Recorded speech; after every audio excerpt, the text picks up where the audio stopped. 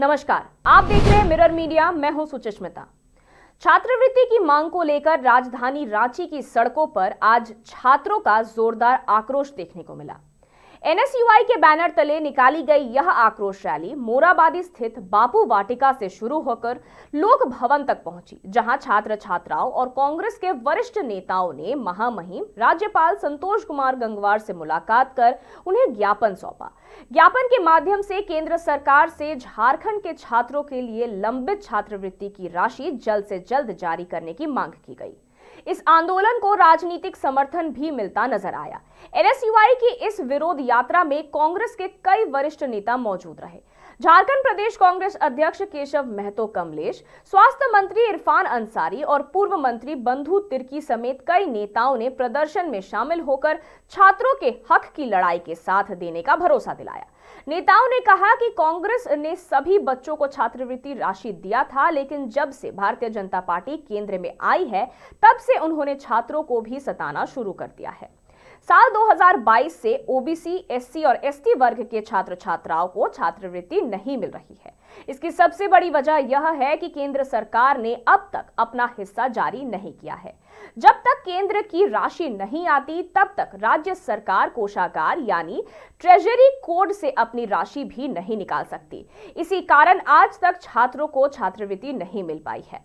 छात्र छात्राओं की स्थिति बेहद चिंताजनक बताई गई। कई छात्र कॉलेज की फीस नहीं भर पा रहे हैं, परीक्षा शुल्क नहीं दे पा रहे हैं और कोचिंग तक छोड़ने को मजबूर हो रहे हैं, जिसका सीधा असर उनके भविष्य पर पड़ रहा है। नेताओं ने यह भी कहा कि 3 साल से छात्रवृत्ति नहीं मिलना किसी भी हाल में स्वीकार नहीं किया जाएगा। कांग्रेस पार्टी और एनएसयूआई लगातार इस मुद्दे को उठा रहा है और आगे भी उठाते रहेंगे।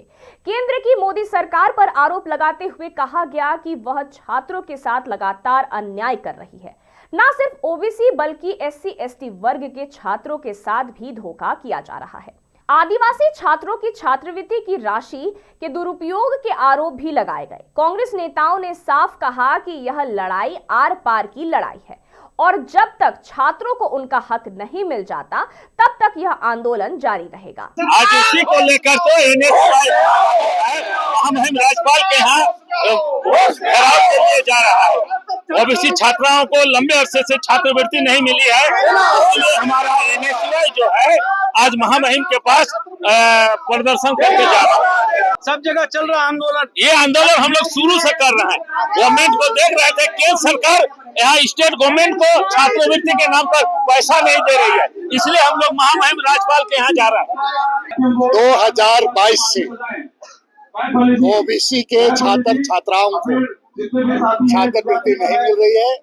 केंद्र सरकार का जब तक हिस्सा नहीं मिलेगा तब तक राज्य सरकार का जो ट्रेजरी कोड है कोषागार से राज्य सरकार की राशि नहीं निकाला जा सकता है। अभी तक राशि नहीं आने के कारण आपका छात्रवृत्ति नहीं मिली है।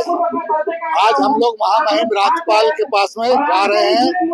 हमारे कांग्रेस पार्टी के प्रदेश अध्यक्ष के साथ कई वरिष्ठ नेता, एनएसयूआई छात्र के सारे लोग रहेंगे और ये लड़ाई आर पार की लड़ाई लड़ेंगे और लोगों के साथ के लिए छात्र छात्राओं के साथ जो बेईमानी हो रही है ये बात हम लोग छात्र छात्राओं तक लोगों को पहुंचा करके तमाम नौजवानों को छात्र छात्राओं को गोलबंद करते हुए ये लड़ाई आर पार की लड़ाई हम लड़ेंगे।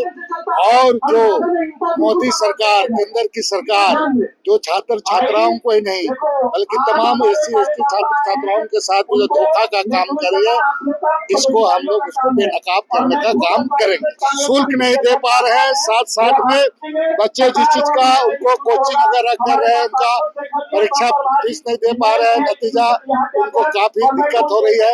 इसी लड़ाई को लेकर के हमारे जो कांग्रेस पार्टी और विशेषकर एनएसयूआई के लोग सारे लोग मिल करके इस लड़ाई को आर पार लड़ने के लिए पूरा हम लगातार इसके लिए केंद्र सरकार को हम लोग उसको आगाह करते रहे, लगातार कर रहे हैं और इस बात को हम लोग उठा रहे हैं। जो छात्र छात्राओं के साथ जो अन्याय हो रहा है किसी भी हालात में जाए। मैं आपको बता देना चाहता हूँ, आदिवासियों का छात्र छात्र छात्राओं का, आदिवासी का पैसा गुजरात में 50 करोड़ रैली में, वो बीजेपी की रैली उसमें खर्च हुआ, और जब उसको सूचना का अधिकार में डाला गया, उनका अभी तक राशि नहीं मिल रहा है, तो वहाँ कहा गया कि इस हेड में इस चीज में पैसा नहीं है। तो इस तरह से राशि को डाइवर्ट किया जा रहा है। लेकिन अब यह आखिरी हो गया कि छात्र छात्राओं का हित में ध्यान न रख करके इनका छात्रवृत्ति रोका जा रहा है।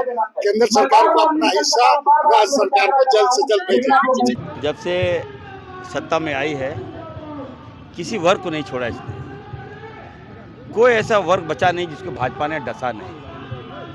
अब बताइए, हमारे बच्चों को आर्थिक मार आप दे रहे हैं। कांग्रेस पार्टी ने सभी बच्चों को स्कॉलरशिप दिया, ये अभियान चलाया, आज तक मिलता था। लेकिन जब से भाजपा की सरकार बनी है, अब छात्रवृत्ति आपने बंद कर दिया। मैं कहना चाहता हूँ, देखिए, भारतीय जनता पार्टी के पास बहुत पैसे हैं, उनके बाल बच्चों के पास बहुत पैसे हैं, लेकिन जो हमारे युवा हैं, जो गरीब तबका के लोग हैं, वो कहाँ से पैसे लाएंगे? वो मेहनत करते हैं, उनके माँ बाप कमज़ोर हैं, कमाते हैं, बाल बच्चों को पोसते हैं, पालते हैं। लेकिन जब पढ़ाई करने के लिए जब पैसा का स्रोत था, कांग्रेस ने स्कॉलरशिप दिया था, उसको भाजपा ने बंद कर दिया। आज आक्रोश है, देखिए, तमाम युवाओं में आक्रोश है, हमारे बच्चों में आक्रोश है, तमाम एक एक कॉलेज के तमाम छात्र छात्राओं में आक्रोश है कि ओबीसी का स्कॉलरशिप आपने बंद कर दिया, आदिवासियों का स्कॉलरशिप आपने बंद कर दिया, दलितों का स्कॉलरशिप आपने बंद कर दिया, मुसलमानों का आपने साजिश के तहत स्कॉलरशिप बंद कर दिया। तो आक्रोश तो है। जब देखिए, इस तादाद में हमारे NSY के छात्र छात्र आए हैं, तो एक तो हम लोग प्रदर्शन किए, महामहिम को हम लोगों ने आवेदन दिया है और ये बताने का प्रयास किया है कि आप भारत सरकार को बताइए कि इस तरह से जुर्म नहीं करें। ठीक है, सभी वर्ग को तो आप बर्बाद कर ही दिए, किसान को मरवा ही दिए, मुसलमानों को तो मरवा ही दिए, आदिवासी को मणिपुर में मरवा ही दिए, दलित को उत्तर प्रदेश में मरवा ही दिए, और अब मनरेगा मजदूरों का भी आपने मरवा दिया। तो कम से कम हमारे बच्चों को तो छोड़ दीजिए, हमारे भविष्य हैं हमारे बच्चे, इसको छोड़ दीजिए।